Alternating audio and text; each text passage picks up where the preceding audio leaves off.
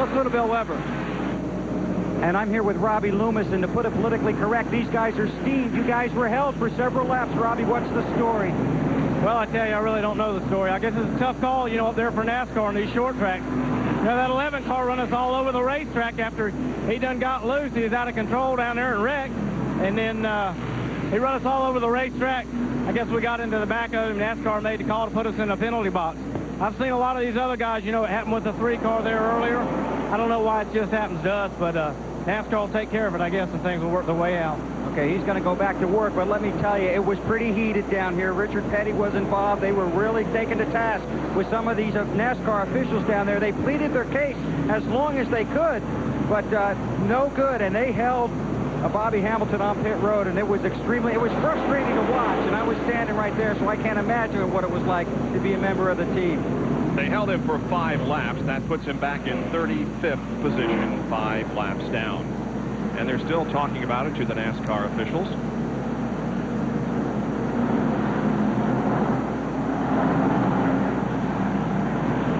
Jerry, problem with Mark Martin's radio?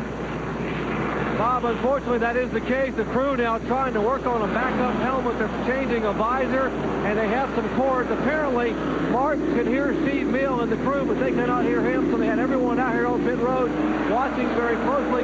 They are using hand signals to communicate with Mark, and they're all trying to see when he comes by exactly what signal he's giving them. But in the meantime, and as you heard Robert Pemberton say, because the speed has been picked up by the pace car at over 50 miles an hour as opposed to the normal 35, they can't afford to take a chance on trying to come in and change helmets. And a pit stop, they might just lose a lap. So they'll have to wait till they get a chance to come in, change the helmet, and get the radios fixed. We are under caution because of a rain shower. It's Jeremy Mayfield, Lake Speed, Jeff Gordon, Terry Labonte, and Rich Bickle, the top 5 after 83 laps. Intelligent oil for longer engine life. Last week at Michigan International Speedway, we found out just how important a little bit of gasoline is. Ricky Rudd, remember, he had the problem with the flapper valve in the vent not being open to allow fuel to go in the car. One driver who had just exactly the amount of fuel he needed was Bobby Labonte. As the team praised, he does have enough. Phil Elliott lacked about 1/4 of a gallon making to the end and ran out on the backstretch. Here's the pit stop Bill Elliott made in 1990, and we're going to show you why that they installed the flapper valve. Watch as he leaves with this Ford Thunderbird. The fuel that comes out the back of the car, that might have been a ½ gallon of gasoline. So how do they keep that gas in the car with the flapper valve? The fuel goes in the tank and the big hose, displacing air in the fuel cell, comes through the vent, and there's the flapper valve that holds the fuel in the tank. Here's the probe that last week wasn't long enough to open that valve. Here's how it works. There's the little valve inside. The probe goes in, opens it. That allows the air to come out. When the car leaves, the valve closes. Well, notice the vent is 1.25 inches in diameter. On a street car, it's about 3/8 of an inch. That's why they're able to put 11 gallons of fuel in just 7-8 seconds. And we see happy birthday, Landon, Ricky Rudd's and Linda's son, 1-year-old today. Yeah, I remember that. He had to leave the racetrack and got back just in time for the race. Well, and we can see that fuel mileage is so important in each one of these races, and they had to put those valves in there so we wouldn't spill all that gasoline on pit road. Remember when these cars would leave and all that gasoline would go? Well, which is much safer the way it is now. It is much safer, certainly it is. And as you indicated, that small amount that spilled out of Elliott's tank there a few years ago would have been enough to take him to the checkered flag last week. Exactly. Bill Weber is with Tony Fuhr. Well, Tony, we talked about how your guys have worked so hard. You might have an advantage because this race is running so late. You guys have been working so late at night. What's Jeremy telling you? Well, right now, you know, he doesn't feel real good to be leading the race and stuff.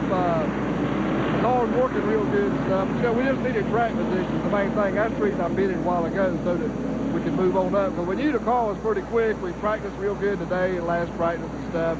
We just didn't do too good qualifying, but, you know, the boy's really doing a good job right now. He's got that RCA Ford right up where it needs to be. And it really is a show car. Yeah, it really is a show car. This car was a show car all year long, and we brought it out for this race here. Okay, I should say was a show car. Tonight it's a race car. Rusty Wallace back on pit road. Did Jerry Punch? Yeah, that car's been putting on a pretty good show down there, Bill Weber. Rusty Wallace's show almost ended early, but they have come in now twice under the caution to try to put the left front toe in. They trying to get all the hood pins back in. Here comes the pace car down the straightaway, and Rusty is down and away. And I am told they are going to signal 1 to go, and we'll have green next time by, Bob. That's good news. The lights on top of the pace car are going to be extinguished, and we will go back to racing. We're about lap number 92, it looks like. And we'll see that Jeff Burton in the 8 car, the Rebestis car, will come up. He lost a lap in the pits a moment ago. Caution flag, a couple of caution flags going to Bobby Hamilton. Gotta be ready now. Bobby Hamilton also 5 laps down. He's pulled up on the inside line. Here comes the pace car. The crowd is still here despite the rain, and there's green.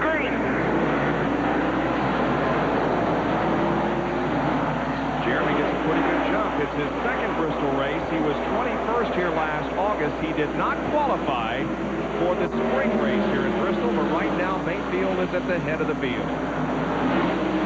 Apparently Ron Preston lost the lap in the pits. He made several pit stops during this caution period. He must have gone a lap down because he's up there at the front.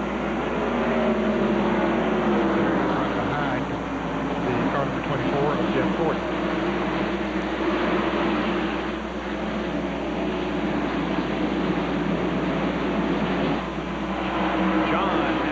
On Robert Presley.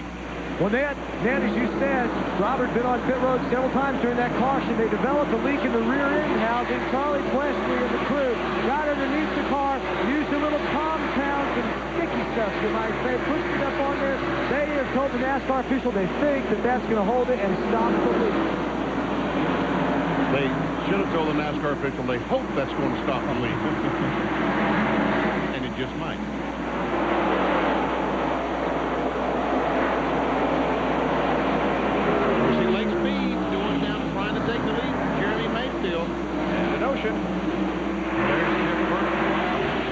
To get one of his laps back. Well, he's only 1 lap down, as a matter of fact, so he's trying to get back to the lead lap. See what Tony Furr, we had that conversation with Tony Furr just a moment ago. Now he has done a wonderful job as crew chief for Jeremy Mayfield. Jeremy loves him, and he enjoys working with Jeremy. And these guys right now have a very good team. Tony Furr and Jeremy Mayfield leading the team. They have come a long way since the two came together.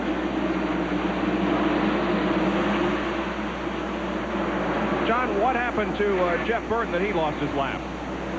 Well, Bob, he had their kid a little earlier for left side tires. Thought he had a cut tire going down, but I was just told by a member of the crew that it was Rusty Wallace who relayed to his spotter that he thought Jeff had a tire going down. Goes their spot. Rusty's spotter told Jeff's spotter. Jeff came in. They found out it was not a cut tire. But that's their story down here, and they say they're sticking to it. Well, in any case, he's back in 33rd spot, a lap down. And he's running good. Yep. Yeah, that's right up there. He is running well. Yeah, he can, if he could pass those cars, he could drive away, I believe him, to be a little bit faster, certainly, than Lake Speed. Lake's right there on Mayfield. Trying to take a look on the inside. Can't make it. Oh, we're going, but they know you want it. Let him know you want it. I think Blake probably knows, don't you? Saw the 11 car of Brett Bodine go back in action.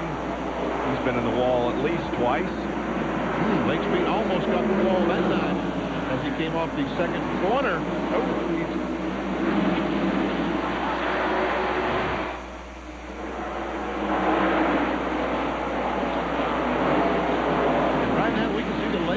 Dropping back. Jeremy Mayfield pulled away by a couple of car links. I don't know if that's Lake being defensive with Jeff Burton or if his chassis getting a little bit loose or pushing right now. Going away, I should say.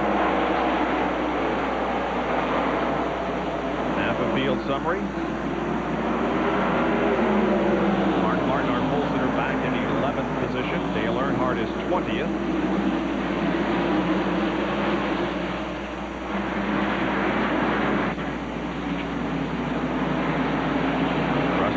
Back in 29th.